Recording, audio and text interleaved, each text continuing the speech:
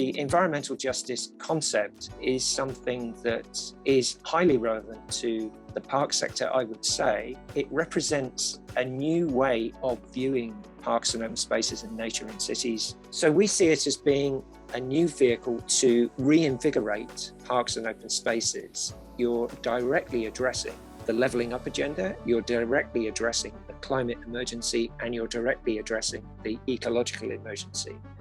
We had COVID appear on the scene, so we were all paying attention to where green spaces were and how people used them. It became obvious that green spaces weren't there for everybody in Birmingham. They weren't easily accessible. People didn't know where they were, or they felt like it wasn't a place for them to go. The environmental justice map sets the picture for the whole city, and then the idea is to dive into each of the geographic wards and specifically the sites that sit within those wards. It throws up two major concerns.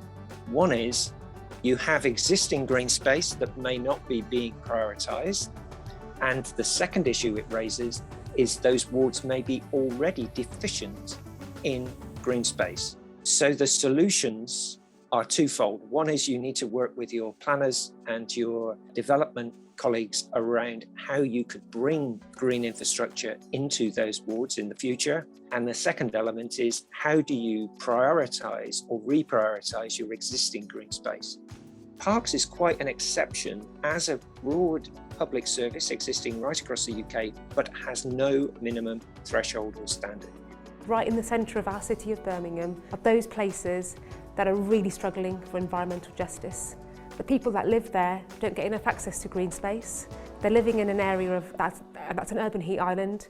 They're living in an area where there's a flood risk. People are dying too early, and they're generally living in a state of deprivation. The whole point of this map is to show where we need to intervene the most. We have to remove every single barrier and create the pathways to those green spaces, and we have to do it for everybody. Otherwise, it's not environmental justice.